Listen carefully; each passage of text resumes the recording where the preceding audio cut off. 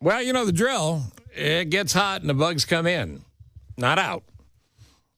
How do you stop it?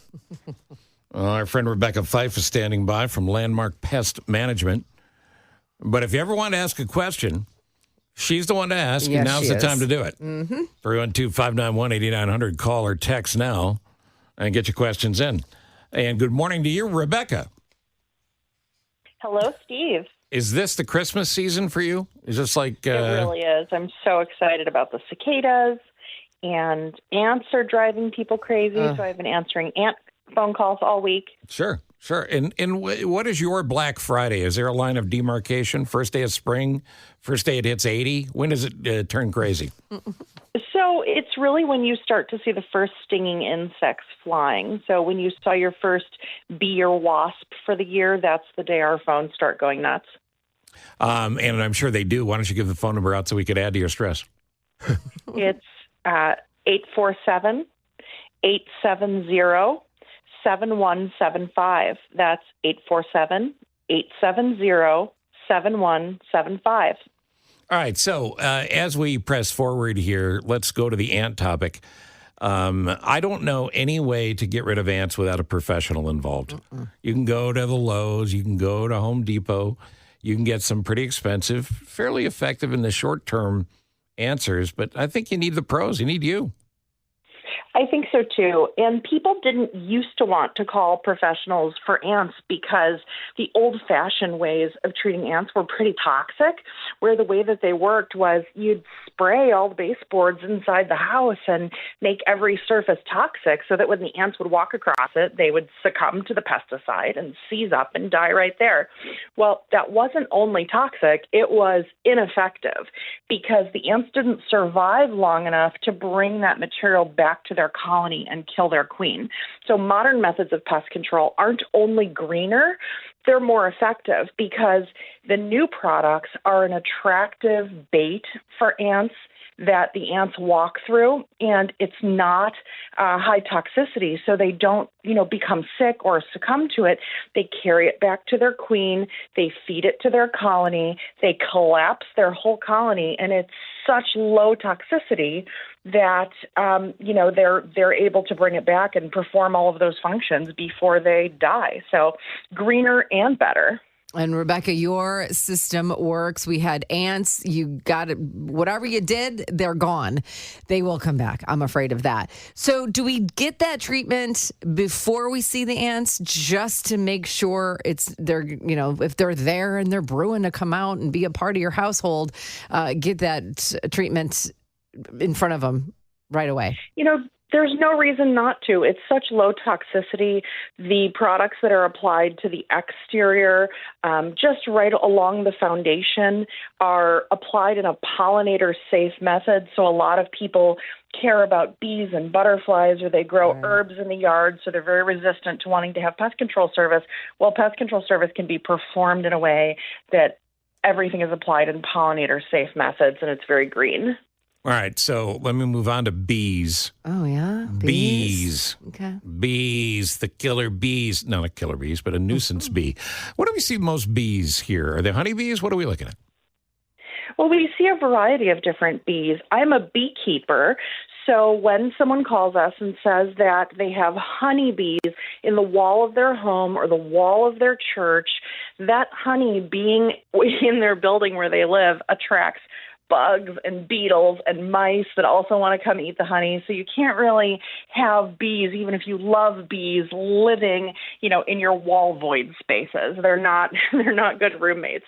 So what we do is we go in and we cut open the wall and we find the queen. We put her in what's called a queen cage, and then her pheromones attract the colony that wants to follow her. And we actually humanely remove the entire colony and we install them in our apiary. And that's particularly important because there are a lot of diseases right now affecting bees, and bees are having some challenges with their immune systems. So the wild bees that are able to live with the challenges and thrive in spite of that, it's really important to keep them alive and keep them in the population. So now I know what an apiary is, but Jane doesn't, so tell her. So those are hive boxes where the bees can live, and we're able to harvest honey from those. We don't sell it. We just enjoy it. But most importantly, we're keeping the genetics of these thriving wild bees in the environment, and then we scrape out the wall, remove all the honey, and make the repairs. So that's how we deal with honeybees. But more commonly at people's residences are wasps and hornets, like bald-faced hornets that are the big, gray paper balls up in the trees, as well as, umbrella wasp nests, which is the ones under your eaves that you can see the cone. Those also like to build in your barbecue. So around May, when people start grilling for the year, we get a lot of phone calls that, they're building some nests in people's barbecues, like right, second week of May, those calls start pouring in. Or yellow jackets that are going in and out of, a hole on the outside of the home, or, building a nest inside of the shed or something like that. We have to talk about the cicadas because they're coming, and I heard they're coming in more amounts than we've ever seen ever before. What are we going to do? They're just going to bother me all summer. Oh, I'm sorry. Was that I'm going to make a bunch of cicada pies, maybe? I don't know. Well, anyone who's hosting a backyard wedding or another event where they're trying to do videography, my heart goes out to them because it's going to be really loud for a few weeks during the summer. But otherwise, cicadas are great. So the reason there's so much more talk about cicadas this year than any other year is there are dog day cicadas, which are also called annual cicadas. They come out every year. They make noise in the trees. So it's really something we deal with every year. But this year, two different broods of periodical cicadas, those are the ones that spend much, much longer underground, two different broods are emerging at the same time. Brood 19, which spends 13 years underground, and Brood 13, which spends 17 years underground and has a larger geographical footprint in the United States in terms of its distribution, are going to overlap in certain parts of their range. And this hasn't happened in 221 years. So Thomas Jefferson was president the last time these two geographically overlapping broods emerged in the same year. So this double header, what's the legitimate warnings? I know you can live with it, but for the rest of us that might really be freaked out by it, what do you tell people? Well, and how many weeks? So it's about 4 to 6 weeks. Once they emerge, they're really only here to reproduce. So they have a very short, even though they have a really long life cycle underground, they have a really short life cycle of only 4 to 6 weeks once they're reproducing and screaming in the trees. So here in Chicago, the 13-year cicadas, Brood 19, is throughout our entire city and suburban area, pretty much. But Brood 13, which are the 17-year cicadas, which have the larger distribution, they're a little bit further south. So these two broods are only going to overlap in certain Illinois counties. And I think, in those counties, people are probably going to be scooping them up with snow shovels. I think that there's going to be a really significant number of cicadas. But rather than fearing that or trying to shy away from it, I think that we should actually have cicada tourism, just like, so many people made a pilgrimage to Carbondale to see the eclipse because it's such a rare historical event. I think people should go down to the counties where the dual emergence is happening so that they can see that volume of cicadas and take those cool photos and take those cool videos. So I want to tell you the counties where the dual emergence is happening that are nearest to Chicago, so that, maybe your listeners can plan an Airbnb or a trip down there for this really cool natural phenomenon, especially families with kids. This is like the coolest, citizen science thing to go do. So in mid-May, the counties that are closest to Chicago that are experiencing the dual emergence are Iroquois, Champaign, and DeWitt. So as soon as, I'm reading in the news that the cicadas have emerged there and they're seeing big numbers, I'm going to be going down there, finding myself a little hotel or a little Airbnb and spending a couple days filming, documenting, and enjoying this rare historic event that we're not going to see for another 221 years. The other counties where it's happening that are just a little further from Chicago are Douglas County and Coles County. So I think Iroquois, Champaign, and DeWitt are the closest, and that's where I'll be going when it's happening. All right. So outside of them being horny and just wanting to reproduce, are they dangerous at all? They're not. In fact, cicadas are great for the environment. They're an indicator of a healthy environment, and scientists need to monitor cicada populations similar to the way that they monitor monarch butterfly populations to assess the health of the environment. Except cicadas are super difficult to monitor because they spend so much of their lives underground.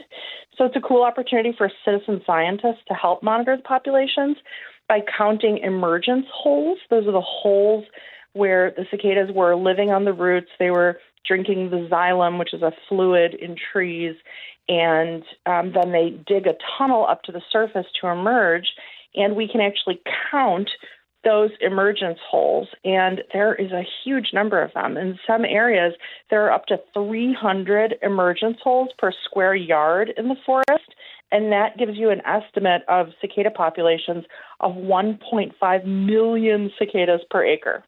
Wow. 1.5 million per acre. That's a lot of noise. Yeah, That's a lot of noise. That means like in your little quarter-acre lot somewhere, you're still going to have, 400,000 cicadas? Yeah. In the areas where they're densest, yes, which is generally in the deciduous forest. But those of us who are lucky enough to live in neighborhoods with a lot of beautiful trees, we're going to experience more of them than, areas that have been paved over, which are going to have, very, very few. So the emergence holes are actually really important for trees. They create a conduit for rainwater to directly reach down. They also provide natural aeration to the trees, which allows the trees to grow healthier root systems that, give the tree nutrients as well as stabilize the tree and help prevent them from falling over in storms. And the xylem that the cicadas are drinking, it's a really low nutrient fluid that the trees produce in abundance. So having cicadas feed on the tree roots is not harmful to the trees in any way. And cicadas are symbiotic for the trees because of those functions that they perform of providing aeration, providing those tunnels down to the roots for rainwater to get to the roots more easily. And then when they die, what do you think their bodies that accumulate at the base of the trees do for the trees? Fertilizes the tree. Yeah. Yeah, exactly. So cicadas are actually terrific for the environment. And when you look at it in terms of what they do for the environment, it's a little easier to, tolerate the 4 to 6 weeks of noise. People are really worried about cicadas, laying their eggs in the trees because they have to create little scratch marks in the bark that they do at the outer edges of the youngest branches. So people are thinking, they're going to, scratch up the trees. They're going to harm the trees. Well, for mature trees, this isn't harmful in any way to the tree, and it's actually really helpful to the tree. And what scientists find is that this ovipositing, or scratching the bark to deposit the egg in those little scratches, where once the nymph emerges in about 14 days, it falls to the ground, burrows down to the roots. So the nymphs don't live in the trees very long. They just lay the eggs and they fall to the ground. But that scratching process actually provides a natural pruning for the trees. And scientists find that after cicada emergences, that trees produce more flowers and more fruit and are actually healthier from that natural pruning. I think you're a cicada. I think I am too. You are so passionate about this. So All smart. right, Rebecca Fyffe, give them the number for Landmark Pest Management. You want to get in line now, even if you don't think you have any issues, and make sure that you are a client of these fine folks. Number to call. Thank you. So we're Landmark Pest Management and ABC Wildlife. We humanely care for wildlife as well as, all insects and rodent issues. You can reach us at 847-870-7175 or on the web at landmarkpest.com. Thank you very much, and Thanks, you Rebecca. will be back.